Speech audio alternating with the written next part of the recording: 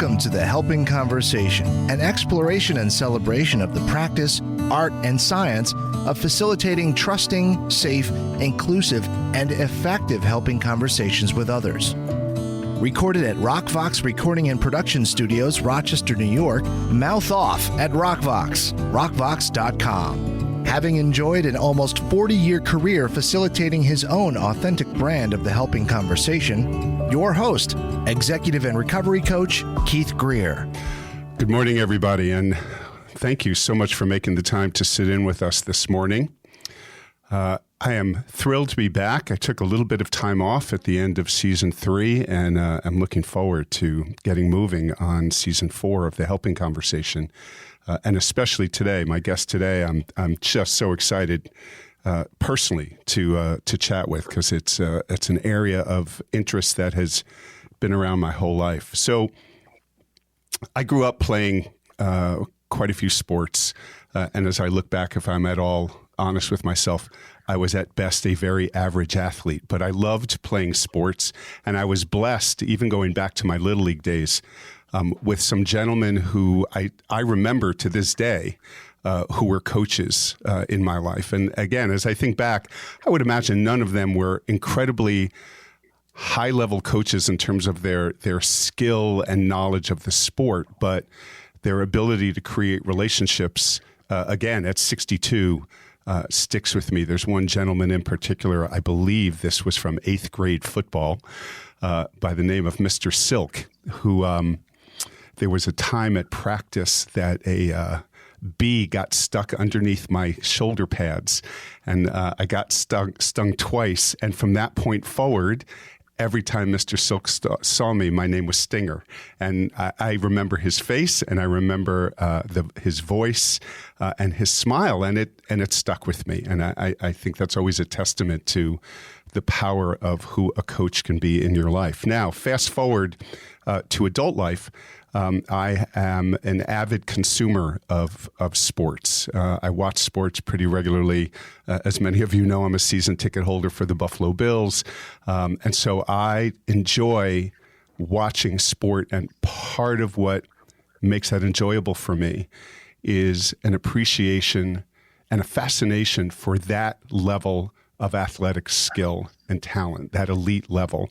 I look at people, as I grew up, I look at Michael Jordan and I look at Tiger Woods and people like that. And I think, what is that like to be one of the best people on the face of the earth at your endeavor? And I don't have any problem. Sometimes people laugh at me when I say this. I don't have any problem viewing those people as genius. They are genius within their field of endeavor, as evidenced by the fact that very, very few people, if any, can do what they can do within their sport. And I think that is that metaphor holds if we bring it to the NFL. Again, one of my favorite sports to watch.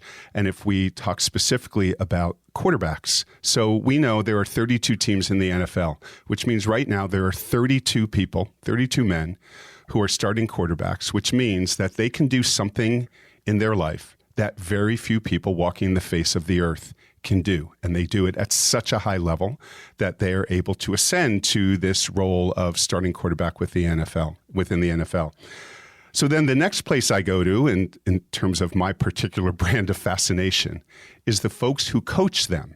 Because again, I think of Mr. Silk and some other folks who were in my life at a much younger time.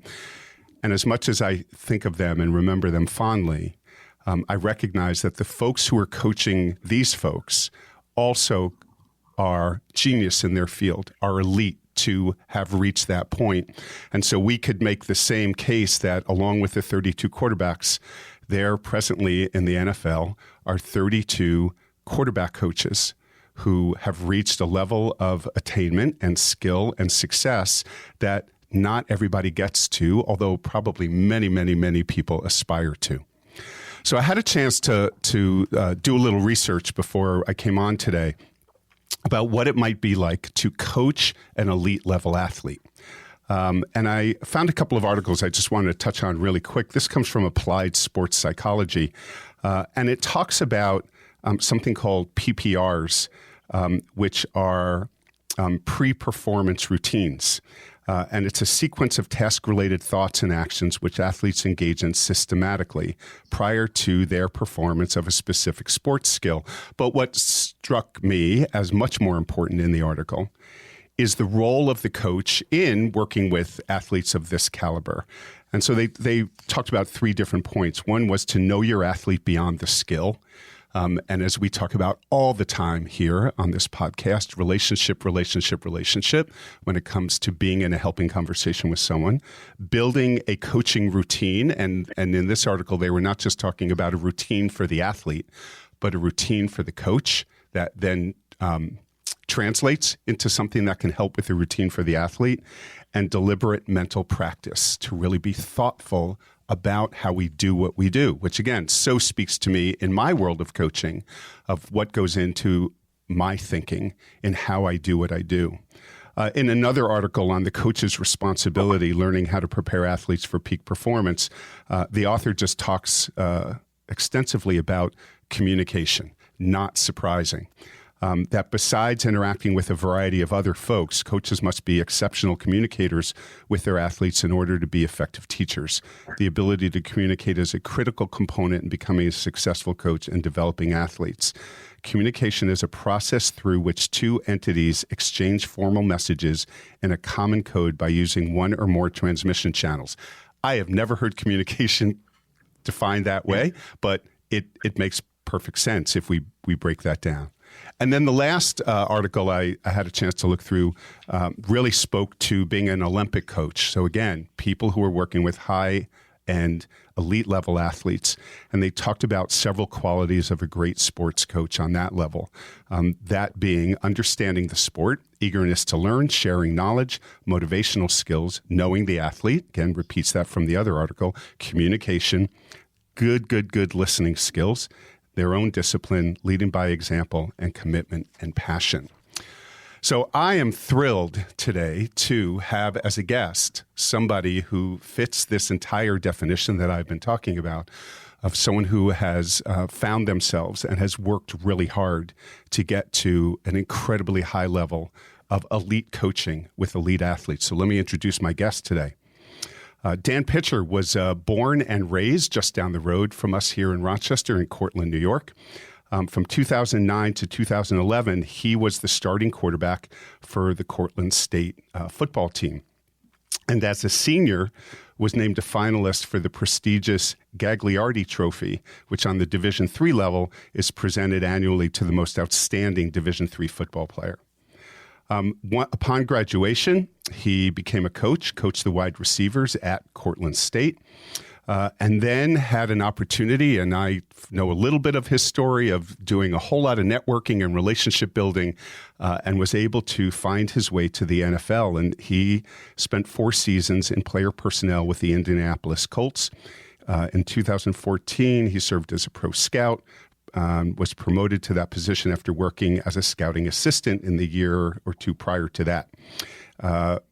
Dan was responsible for advanced scouting, reports on opponents, evaluation of free agents, monitoring rosters, and evaluating players on other teams. At this time, he was wooed away and joined the coaching staff of the Cincinnati Bengals. In 16-17 season, he was an offensive assistant with a focus on wide receivers. At the time, he helped guide the Bengals quarterbacks through a transition into new offensive schemes. He then was elevated to the role of assistant quarterbacks coach and was also charged with leading the team's game clock management efforts. And then in 2020, Dan was named the quarterbacks coach for the Cincinnati Bengals. Dan has played a major role in the development of the Bengals star quarterback, Joe Burrow, from number 1 pick in the draft to now considered one of the most talented quarterbacks in the NFL. And if you follow pro football like I do, you know that last season ended with the Cincinnati Bengals making it all the way to the Super Bowl. A testament to the skill and hard work that Dan brings to his unique brand of his helping conversation.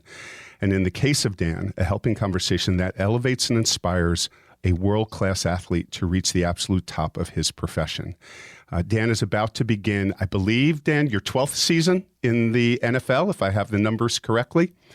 And 11 or 12. 11 or 12. I lose track every now and then. I think it's somewhere in there. Dan's a graduate, again, of Cortland State. He has a bachelor's degree in psychology from there and has also earned a master's degree in sports management.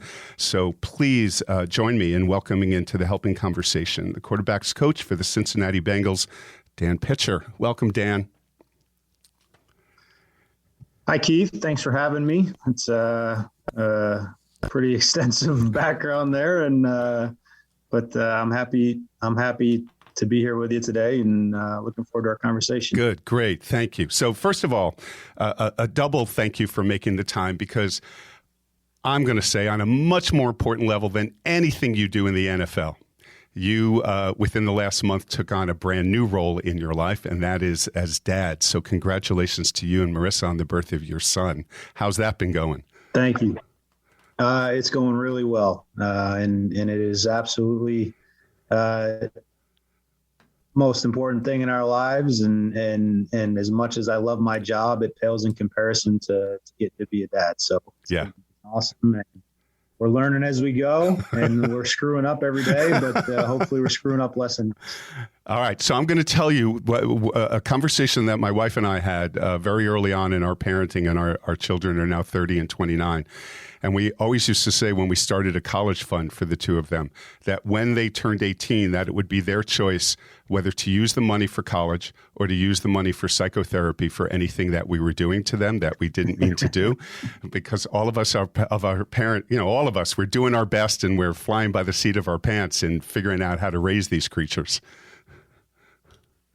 Yeah, no, it's a process for sure. And we're learning as we go, and we're having fun. Good.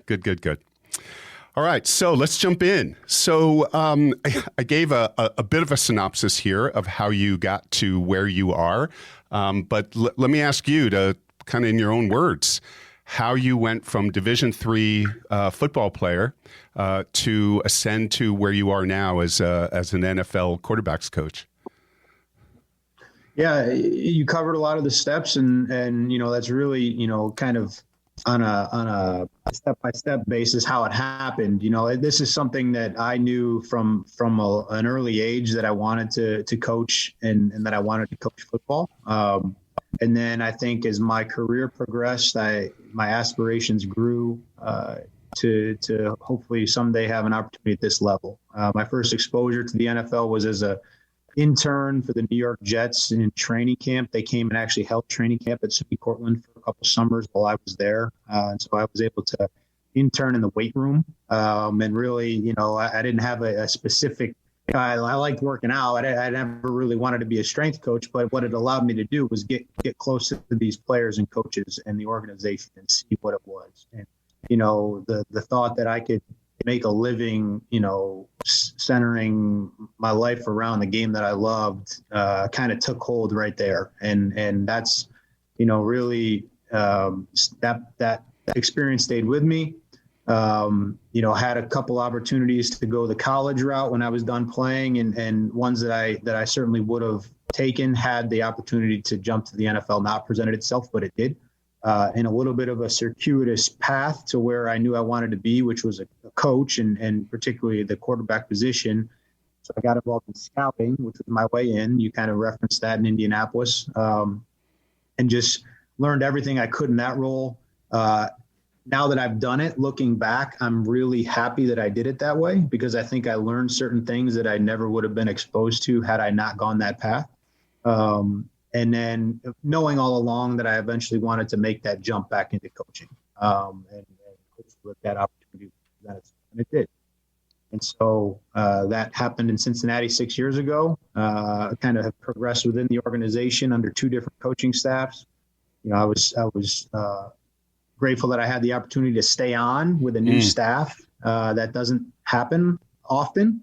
And a lot of times it happens for maybe some of the younger coaches that, and a little bit of those kind of lower support roles, which I was still in at that point. And so thankfully I was able to stay on, and now I've been able to grow my role within this staff under Coach Taylor. So, it's been a journey for sure. It's one that from an early age, I knew that I wanted to make as much of my life revolve around football as I could. And so I played as long as I could, and those days came to an end, which is okay. As I spend my life around these, world-class athletes, it's very apparent that genetically I was not put on this earth to compete with them. And I'm okay with that. So I'm doing the next best thing, which is to kind of scratch that competitive itch as a coach.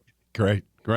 So I want to come back to that about that right, that genetic component of what maybe separates that level of athlete from all of us normal folk. But you've said this a couple of times, so I'm curious about it. So if I knew you when you were a kid, or if I had an opportunity to talk with people who knew you when you were a kid, above and beyond the fact that you were interested in athletics and you participated in athletics, would you say there was evidence back then that you were destined to coach? Probably. I think certainly in retrospect, you could see certain behaviors and certain tendencies maybe that I had. I always kind of gravitated towards maybe the more mature components of the sports that I was involved in. I would be the kid that maybe when the other kids were out running around in the yard, as much as I love to do that, I might have tried to sneak in and watch the game that was on TV with my dad and his friends, because I was really, whereas I had the attention span maybe to kind of to take all that in and be super, engrossed in it. Whereas maybe most kids my age probably didn't necessarily have that. And so I think little things like that where, I really, I can remember just drawing plays from an early age and playing my video games and diving into the really kind of detailed versions that, a lot of kids just want to play the game. Well, I wanted to do all the very detailed things that were involved in it. And so, I think those things probably pointed towards, somebody with a predisposition for, coaching and everything that goes with it. Right. So I have a quote here from your former coach at Cortland, from Don McNeil. It says, and he was quoted in an article, "It's no surprise Dan has achieved career success as an NFL coach. Simply, he makes those around him better. Special is a word that comes to mind to define Daniel Pitcher. Dan was a very intelligent student, a super leader who displayed genuine humility. He was the quintessential ideal teammate, a consummate player, embodying all the attributes imbued in this great game as a player for me when he was here at Cortland." So it sounds like that's a wonderful description in many, many ways of who you have been since very, very early on. Yeah, I mean, that's pretty cool of Coach Mack to say that. And that's certainly something I set out to be. And to hear him say that, that's pretty cool. Yeah. It lets me know I was doing something right. Yeah. So speaking of folks like your coach from college, who would you say over the years from back when you were a kid all the way up to including today, maybe some folks who really stand out personally, professionally, athletically, as people you see and experience as mentors? I mean, there's been so many. It's hard to isolate a specific few. I think the story you told about having that 8th grade football coach that you can remember his face and what he sounded like and the smile, I have that with so many people. And I think that was maybe pushed me, towards coaching, what was the understanding that you have such an impact on the individuals that you interact with, because you're doing it usually with something that they love. And so when they're in that positive mindset of I'm doing something that I really enjoy, and now I can help affect your success in that arena, when those two things come together, I think that those are the things that last. And so I think back of my high school coaches, I had some really good ones.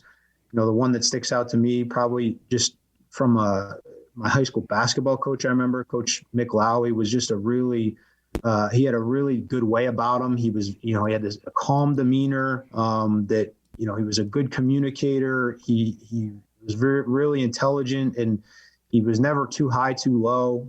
And so that I can just kind of think of like, just kind of admiring how he was early on. And then, in college, I had a lot of different coaches. The one that I probably developed the best relationship with was Coach Greg Broskis, who was my offensive coordinator and quarterback coach at Cortland. And for me, he did such a good job of just fostering the relationship with me to where obviously it's coach to player, right? And there has to be a line there, but it doesn't have to be a demeaning relationship. It doesn't have to be, one in which there's this all powerful voice and then you're just sitting there, basically taking it. Like there was such good give and take between he and I, and that occurs when there's respect and there's trust. Right. And he knew the work I put in. And so just seeing that could happen and that could foster a really, really good relationship and then success on the field kind of confirmed for me the kind of coach I wanted to be, which is one where that communication is so critical and those relationships are so critical. So I'm thankful to him and his approach because it confirmed for me that, yeah, you can do that. You can coach this way. It doesn't have to be a certain way. And so those are probably, just from high school and college, maybe two people that I would point out. And then there's been so many more along the way. Coach Mack, you just talked about. Right. I mean, I love Coach Mack and he was awesome. And then in the NFL, I mean, there's been, numerous people that I've just taken bits and pieces from, that I've observed and whether, I really like how this guy prepares during the week. I really like this guy's approach to the schematics. I really like this guy's approach to how he runs the room and the environment that he creates within the room. Alex Van Pelt is the guy I'm talking about there. He's now the offensive coordinator in Cleveland. I spent 2 years with him and it was, those players walked into his room and it was like they enjoyed themselves. Yeah. Life was good. It was, they were amongst friends and they still got the work done, and so like just being able to take bits and pieces from all those people and try to make it your own and make it authentic and not be somebody that you're not, right. Is helped me. Look, that authenticity piece is huge, right? Because most people's bullshit meter is pretty good. Right. Yep. And if you come in and you try and be somebody you're not, it doesn't go over. But the other thing I hear you saying, which I personally love because this so resonates with the work that I do.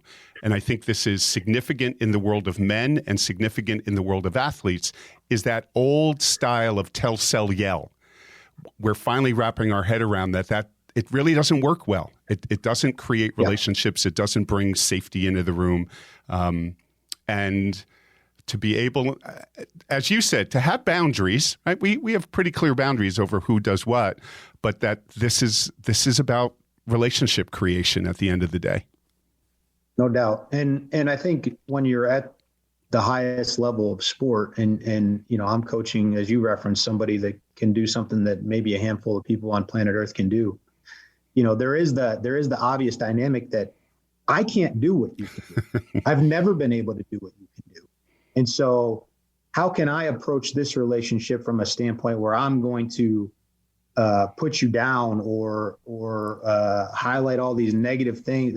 What's that player going to do? That player's going to look at me and he's going to say, what? Yeah. Like, hold on a second. It'd be one thing if I was Tom Brady, I could take that approach, but the Tom Brady's of the world, they don't go into coaching because they don't need to, because they've made $500 million. Right. And you know what I mean? But so there's that element there of like, okay, I have to demonstrate to this player, no matter who it is at the professional level, that I can offer them something. Right. And once they understand that I can offer them something, now they'll come back for more. And that relationship grows. And so I think it's hard to do that the kind of the old school way. It's not impossible. There are guys that still do it, but it has to come authentically from them. And I think you have to come from a really specific background to have success that way. Yeah.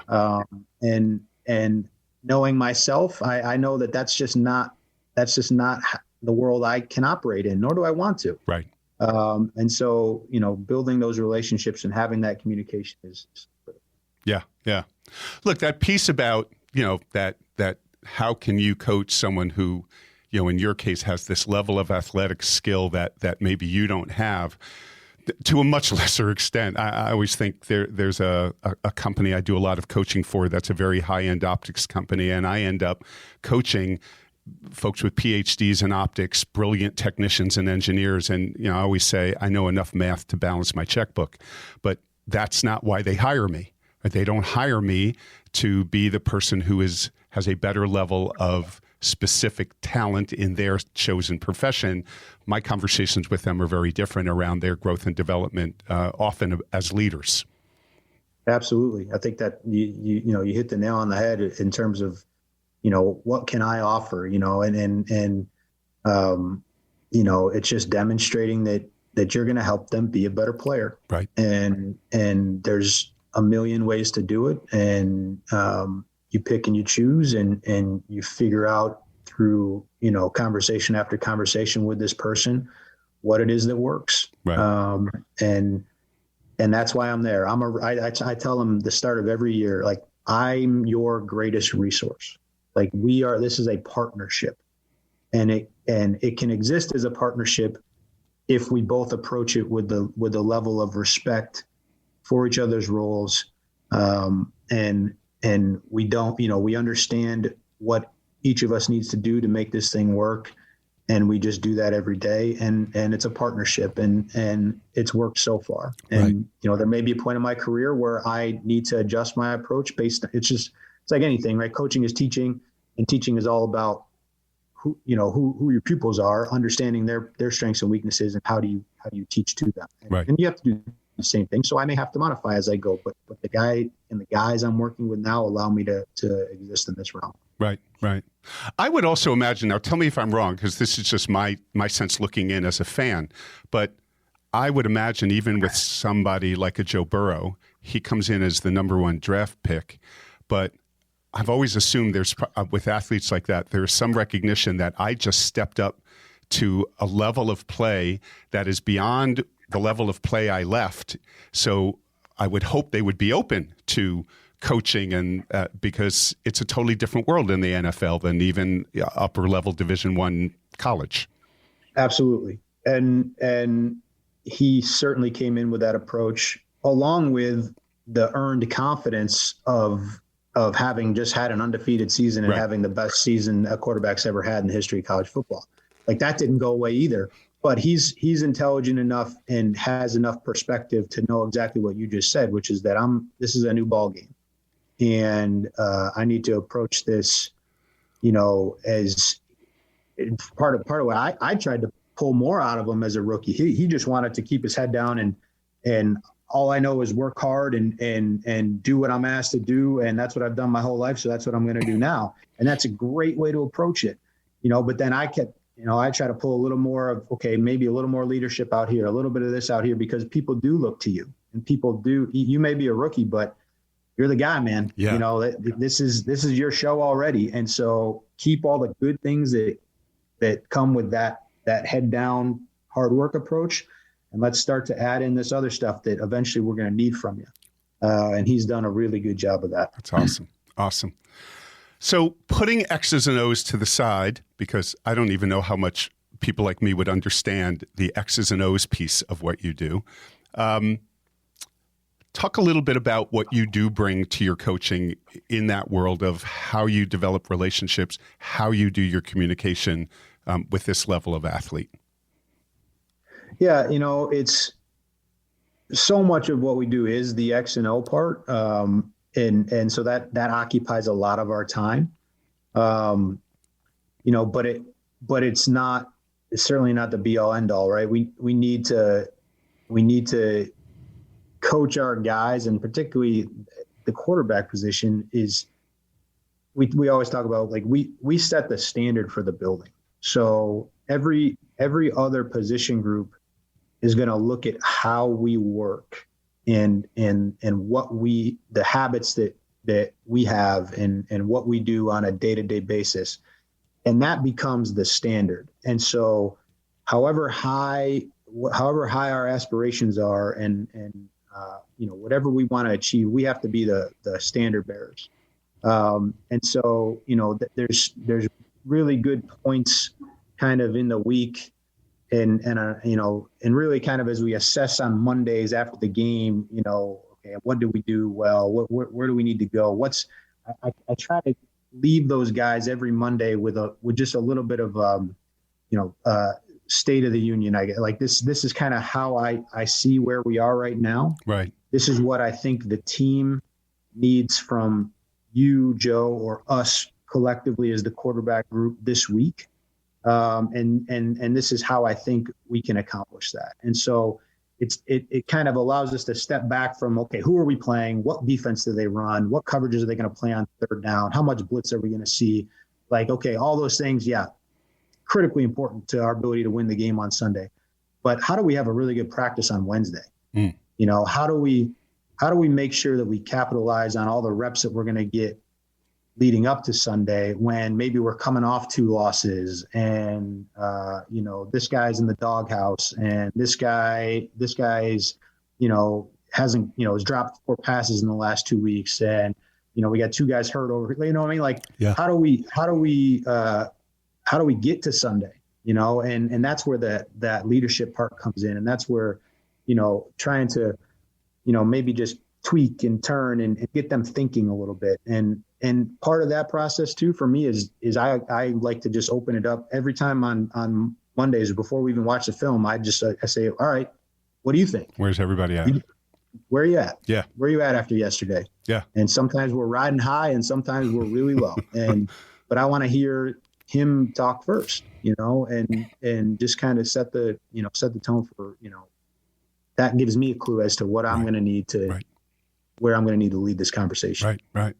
So again, in my world, what I hear you talking about is that in those Monday meetings when you start, there's this concept about, do we treat people as an object, a recipient, or a resource? And you treat the whole room as resources. So you tell me, bring your wisdom into the room, and we know how much that on a very real neurological level opens people up to being in conversation, to different opinions, to feeling valued. So again, back to that conversation about not doing it the old way. That's a tremendously powerful conversation that continually communicates to your team. Coach wants to know how we all feel about this. Yeah. Yeah. And it engenders ownership in my mind too, I want, at the end of the day, this is your team. Yeah. I mean, this is your, I think some of that maybe can get lost at the professional level a little bit when it becomes a little more business oriented and that's just the nature of professional sports in general. But I think the best teams still are able to rally that feeling of camaraderie and we're working towards something together and the players are the ones doing it. And yeah, we have a huge role as coaches, but I mean, you're out there, you're the one the world's looking at. And so how you feel about this whole thing, it matters. Yeah. And especially when we have this mutual respect. Now, if there's something else is off in the relationship or there's an issue with your work ethic or something that's going on, well, yeah, then we gotta figure out those issues. But I've been blessed to work with a lot of players. You don't deal with a lot of that at the quarterback position. Yeah. It's not like it's non-existent, but you don't deal with a lot. There's stuff you deal with, but most of these guys are extremely intrinsically motivated, have unbelievable work ethics. And so, I want to know what that guy thinks. Right. It's critically important what he thinks.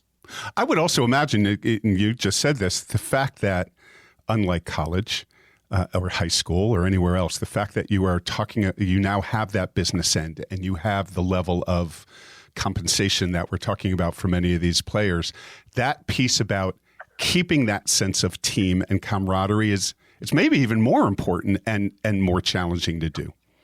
It is. And I give a tremendous amount of credit to our head coach. And because his message has been so consistent from the day he walked in the building about how he wanted to do that and the kinds of guys that he insisted that we needed to bring on. And we suffered through some down year. I mean, the first 2 years under Coach Taylor, for him to stay as consistent as he stayed and really see it come to fruition in year 3. Because we do have that, we have a team of guys that care, mostly because they love the sport. They don't love what the sport does for them. Right. Because those are two very different things. Right. And so we've got the right guys on board, and that's been fun to see. Yeah. Yeah. So I know the word trust, I know gets bandied about a lot within professional sports of, the level of trust in relationships. And in my world, we talk about both trust and safety, a level of emotional safety that exists within relationships that allow people to take risks, be vulnerable, be transparent. So you walk out, you're about to start a brand new season here. And while I know you have established relationships, what do you do in this world of creating a level of trust and safety within your little corner of the Cincinnati Bengals? Because coaching, which probably means there's moments you need to give people feedback. Feedback is a pretty vulnerable making conversation for most human beings. Mm-hmm. And it is only going to land, that feedback is only going to land, especially the constructive type, if there is a great deal of trust and safety that I feel with the person giving me that feedback. How do you make that happen? Yeah, it's an ongoing process, and I think just honesty is critical, because I think from a player standpoint, there's always a little bit of, skepticism maybe from, okay, am I getting the full story? Am I getting, or am I getting some watered down version that is trying to appease me to get to some other greater end that may or may not be in my best interest? So, I think that's where there's a balancing act that needs to occur, because there's going to be times where, as a coach, I can't necessarily divulge everything that I know to a player. Right. And there'll be times when a player may not choose to divulge everything he knows to me. And you understand that, and you understand that those dynamics will always be at play. Right. And so you just do your best to be as honest as you can be in the moment, and hope that over time will create a relationship where these players do feel like they can bring you things, right. And they can we shut the door in my office, and you can tell me what you really feel, right. and I'll in return tell you how I really feel. And there'll be times where we are like this, and we're on the same plane, and there'll be times when we're not. Right. And if we can talk openly about those times when we're not, then that's a good thing. Don't be scared of those times when we're not, right. Because some of the biggest leaps we're going to make are going to be from times when we're not seeing it the exact same way. Yeah. And then we figure out why that is. And I think you can only have those what can be hard conversations if you've been honest all along. Right. Because once something happens in the relationship that kind of puts a little bit of a dent in that trust, that's hard to recover from. Yeah. It's not impossible, but I think that you just got to try to be as consistent as possible. Right. Right. Yeah. Yeah, it is not. That is not easy, and it's such an ongoing, at times, energy-intensive process to make sure we're in the same conversation.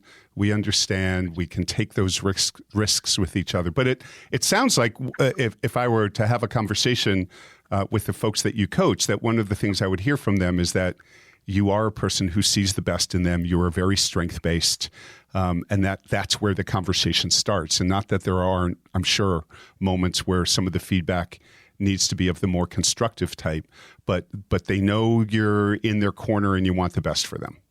Yeah. And that I just think about, like, if I had to go to work every day with the thought that somehow my boss didn't want me to succeed, yeah. like how could I and success is defined differently for every guy in professional sports. You know what I mean? Like Joe Burrow's success is not, Brandon Allen, who's his backup success, is not Jake Browning, who's our third guy in the room.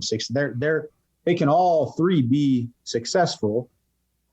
It just means something different for each guy. Sure. And so, that's where, I want them to feel like they're making strides towards whatever, their success is. Right. And yeah, I mean, if it'd be really hard to go to work if I felt like the person in charge of me didn't have that same, goal in mind for me. Right. And so hopefully they feel that from me. Yeah. Yeah.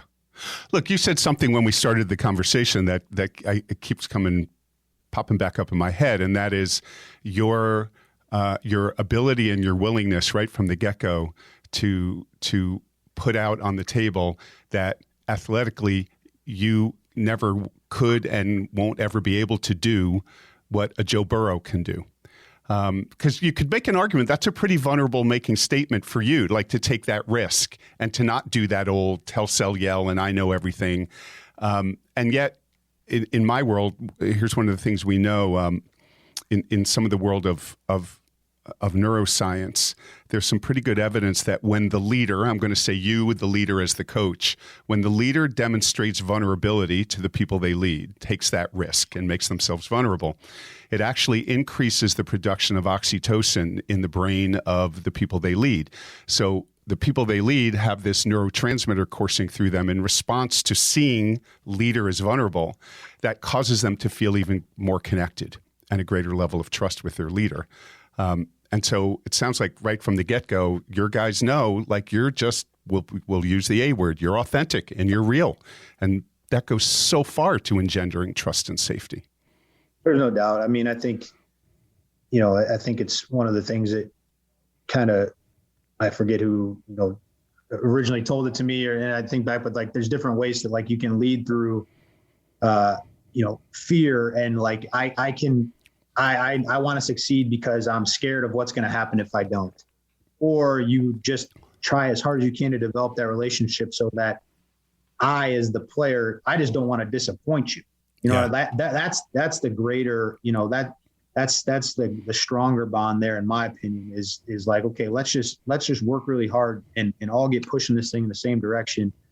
That I'm, I'm certainly am far from perfect and I'm working every day to get better. You're working every day to get better. We're all working together. Right. And if one of us slips, we're letting the other one down, and because we're all linked in this thing. And so I think that's kind of the, rising tide raises all boats kind of thing. Like you're trying to create that. And that, I think that's important. Yeah. Yeah.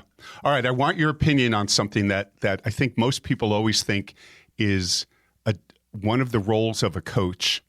And I have my own bias about this, and that is that coaches motivate their players. So do you view yourself as someone who motivates folks, or your role is to help them find their own motivation? I do not view myself as a motivator for Joe Burrow. To get to where he is and really pro athletes in general, you're talking about ridiculously high levels of intrinsic motivation, maybe extrinsic too, when you start talking about the reality that these guys are making, are creating generational wealth, some of them, right, from what they can do. But I think my role is to help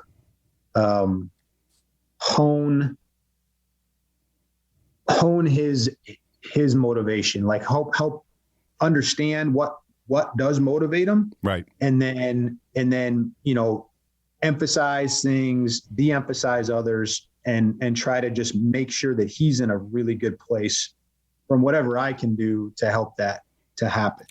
I think there are probably different levels of sport where maybe the coach is a little bit more of a motivator, and maybe even different types of athletes within our sport, because there's such a wide range, right? Football's like like 8 different sports in one, and so there are definitely positions that require a little bit more of overt motivation. Okay. But I don't view mine as one of them. If I don't have super motivated guys to begin with, there ain't nothing I can do that's going to save you. Yeah. It's on to the next one. You know what I mean? That's the nature of the level I'm at. So yeah. I do not see one of my primary roles as his motivator. Yeah. It's kind of a long-winded answer there. Yeah, no, I'm so with you. I think, my bias would be, I think that's always been a bit overblown, that the best thing we can do when we're in these conversations with some of the people we work with is to help people discover their own motivation. What motivates you enough to get up and move forward in whatever getting up and moving forward means to you. And as you said, if you don't have that, I'm really not quite sure how to inject that into you. Yeah, no doubt. I mean, that's something that, we pour in this time of the year. It's kind of fitting to talk about it is we pour so much energy and effort this time of year, and the scouting staffs across the league of really learning what makes these guys tick. And you're trying to acquire guys that are extremely motivated. Right.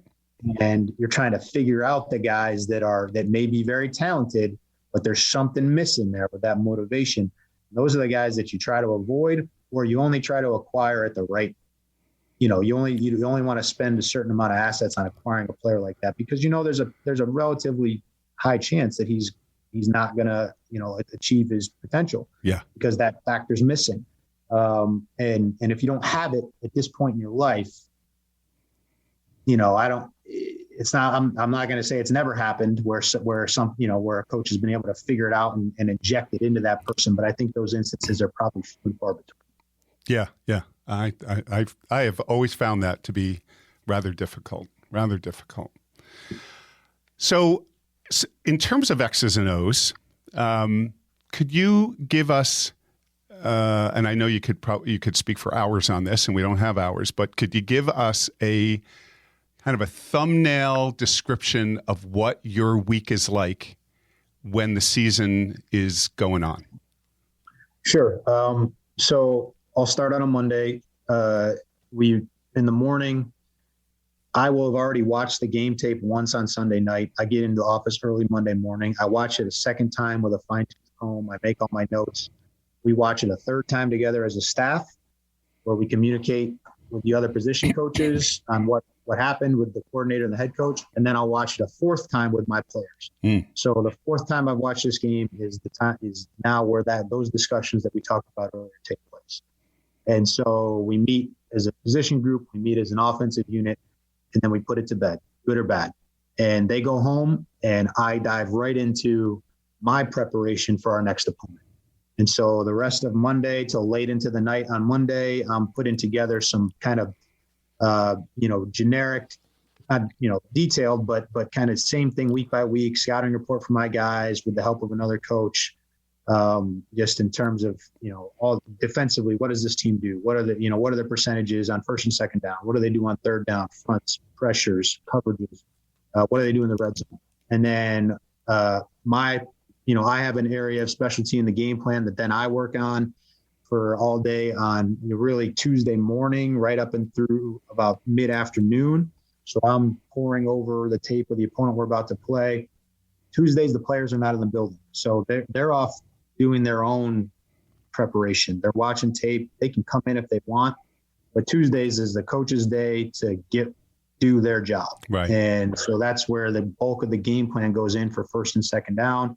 Kind of we divide up the week, right? So Wednesday's practice is we practice first and second down situations. Thursday's practice, a little bit more of that, but now we inject third down, because on third down, you're going to see a wide array of looks from the opponent that you're not going to see on first and second down because of, the stakes are higher now, right?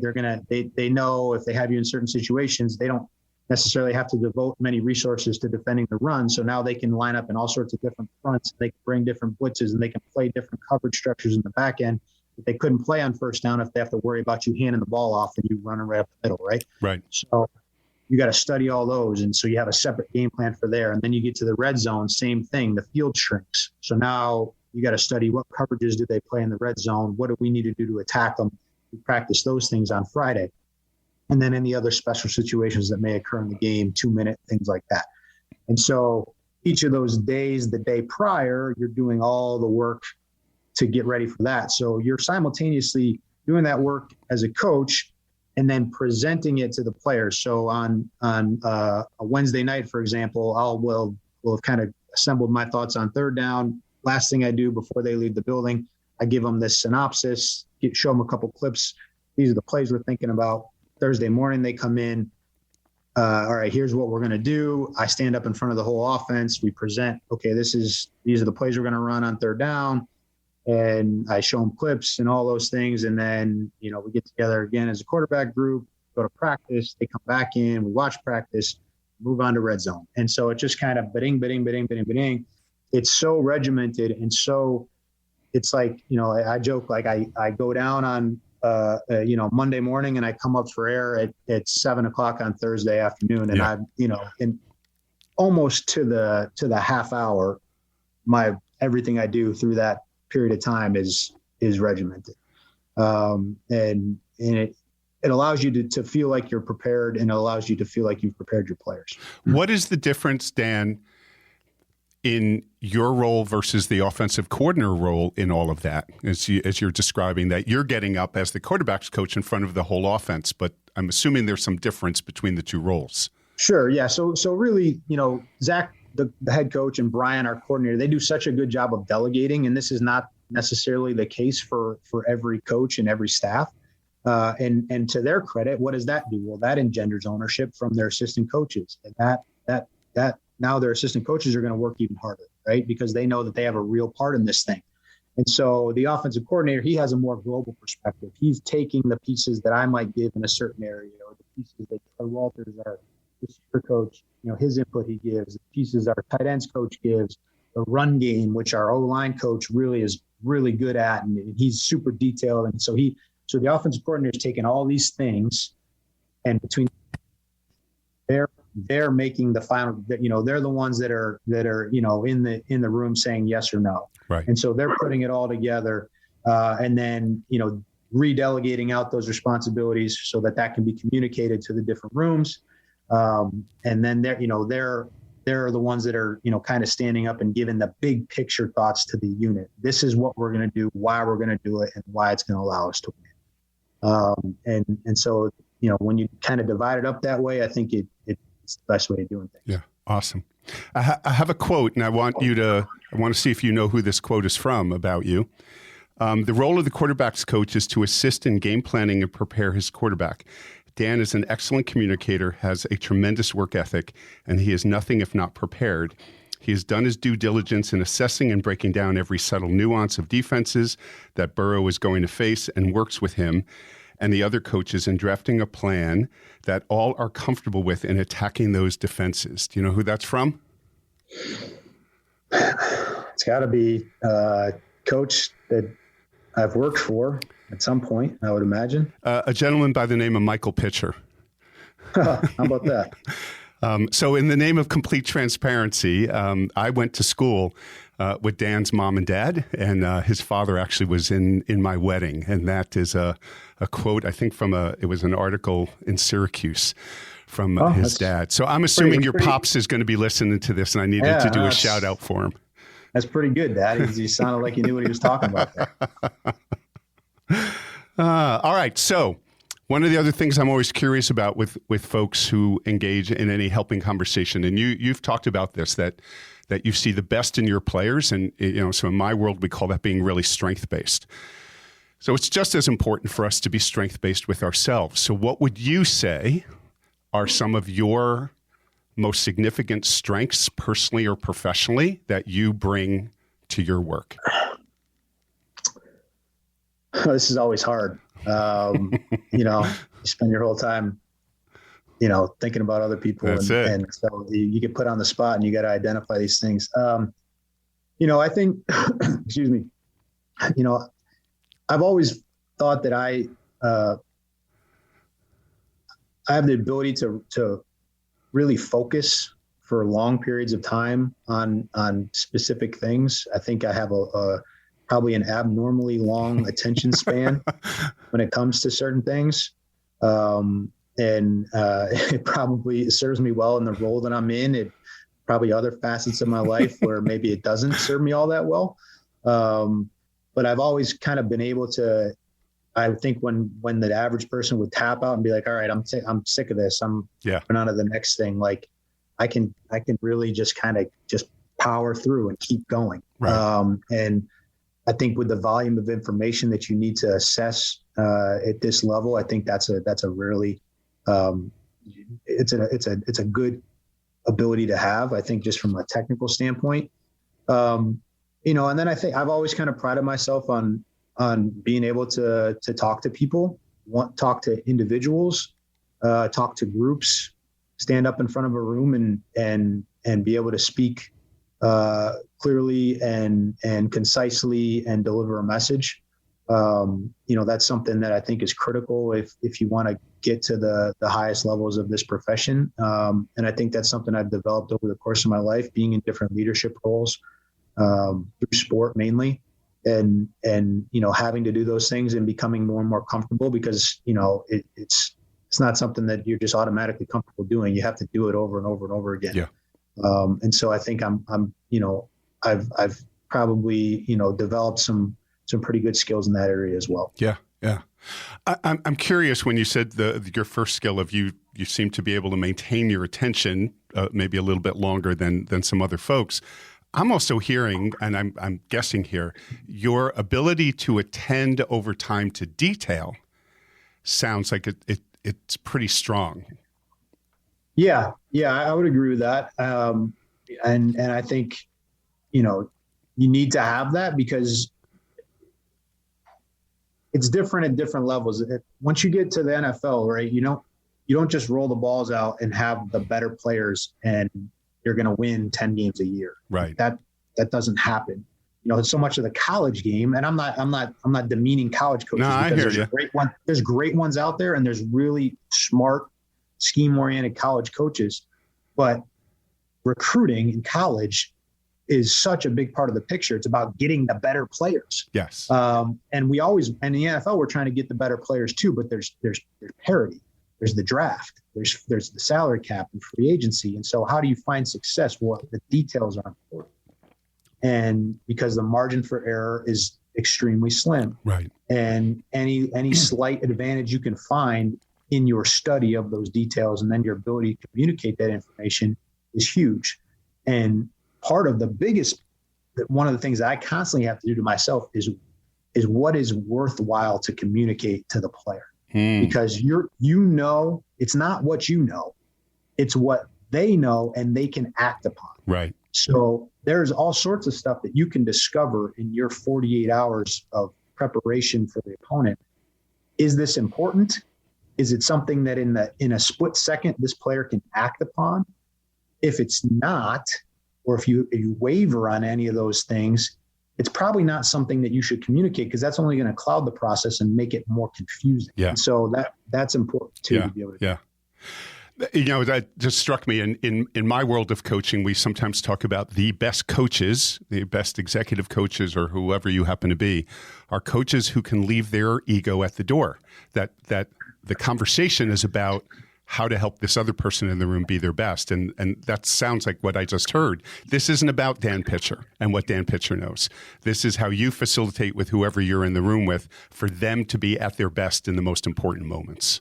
Yeah, if you make it about yourself, you better be great and you better not screw up. Yeah. Because as soon as you screw up and as soon as there's a little, piece in that armor that, isn't quite what it needs to be, and people, you're gonna fall from grace pretty quickly. Yeah.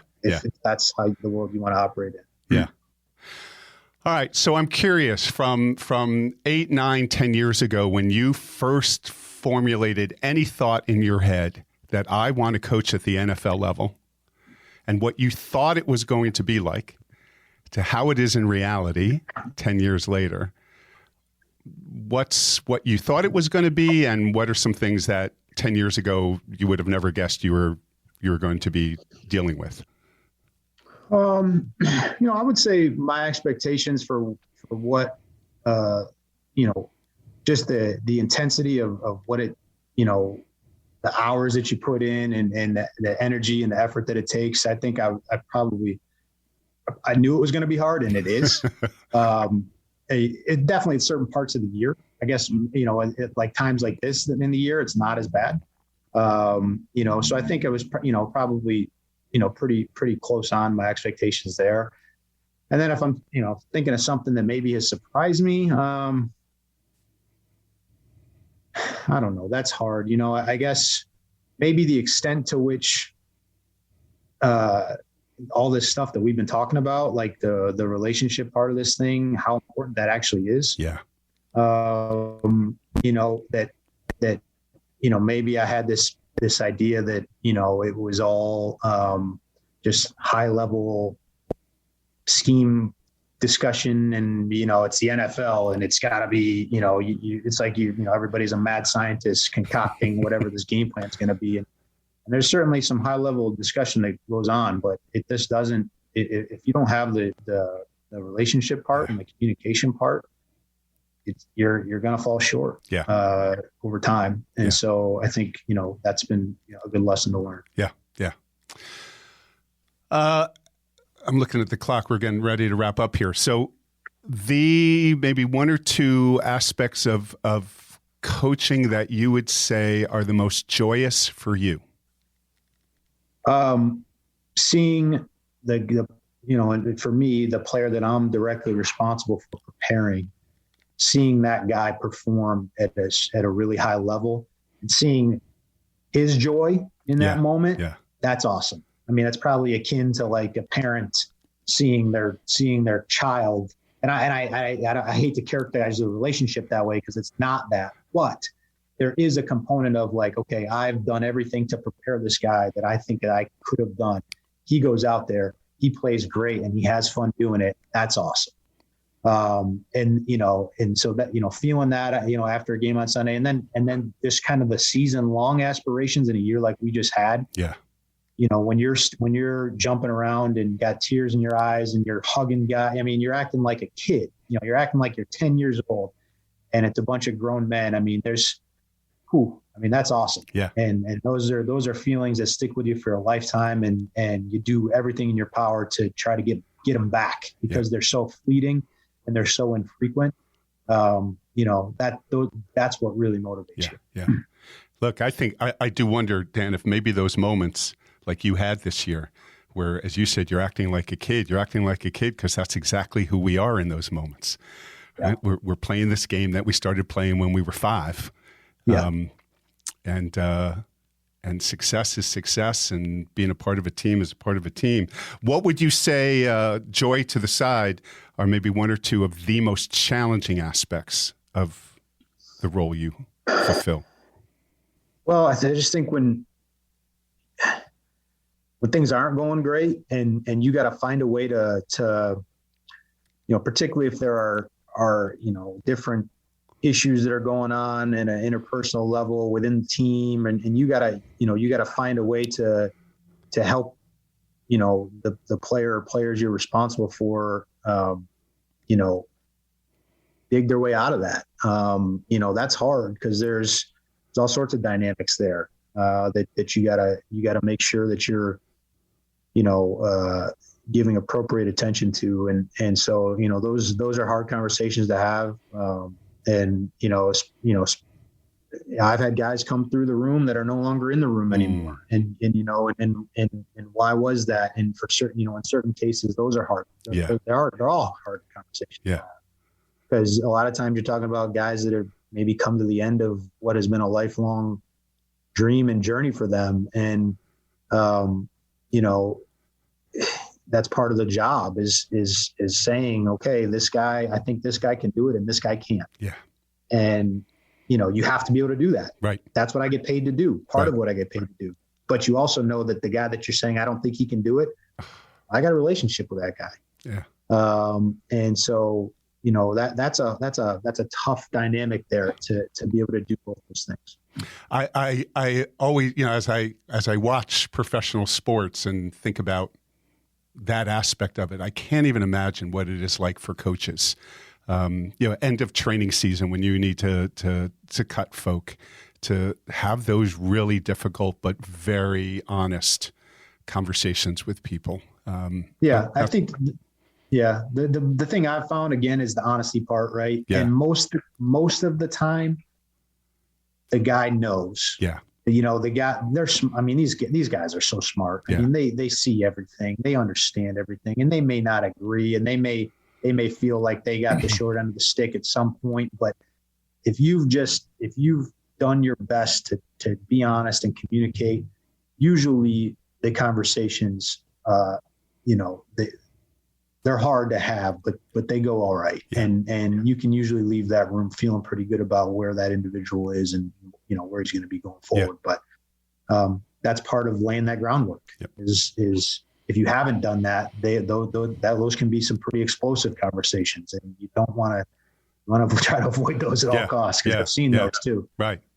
Like you haven't told me this, and now all of a sudden you're telling me this. Yeah. Right. Yeah. You want to avoid that. Yeah.